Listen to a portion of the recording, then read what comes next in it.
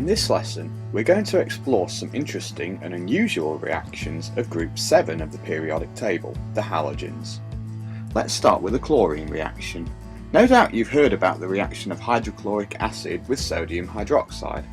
But what if you were to bubble diatomic chlorine gas into some cold sodium hydroxide solution? The reaction is not the same.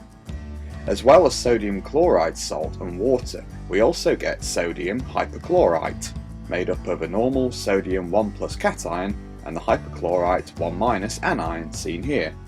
This reaction is very popular in industry because the resulting mixture of the three products works perfectly as a bleach, and once it's been diluted to a 3 to 8% aqueous solution, that's exactly what it's sold as: household bleach for cleaning, stain removal from fabrics and sterilising.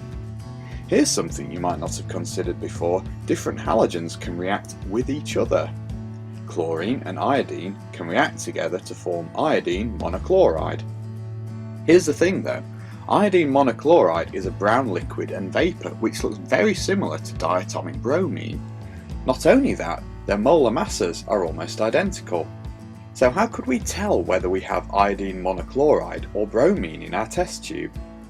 We can drop in a strip of tin metal. With iodine monochloride, the more reactive chlorine forms the liquid tin tetrafluoride, while the displaced iodine atoms pair up to become diatomic purple iodine vapour.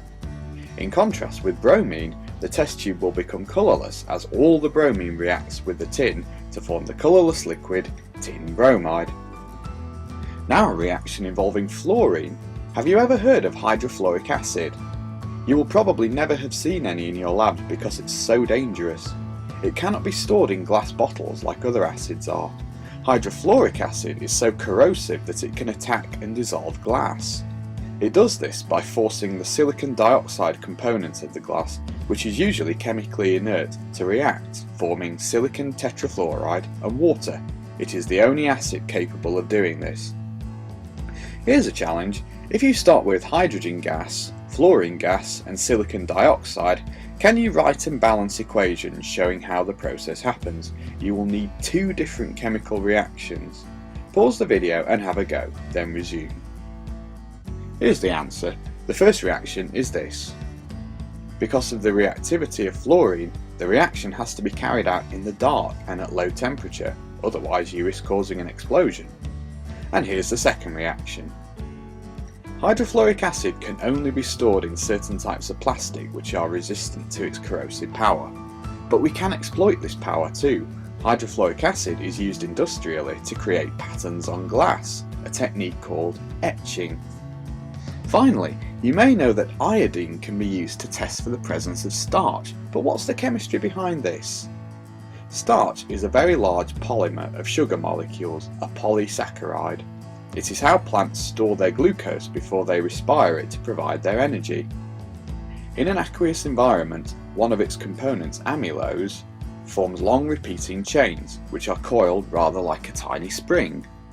We can make an iodine-based reagent by dissolving diatomic iodine in an aqueous solution of potassium iodide. This creates the negatively charged triiodide ion. Now it just so happens that these triiodide ions are the perfect size to fit in the middle of the starch spring. So in they go, and the chemical interaction between the triiodide and the starch causes the very intense dark blue-black colour you'll see if you add a drop of iodine to a potato or piece of bread. We use this reaction to detect fake banknotes by using detector pens with an iodine containing ink. The paper used to print official banknotes is starch-free, but most common types of paper contain starch, and the ink will show up blue.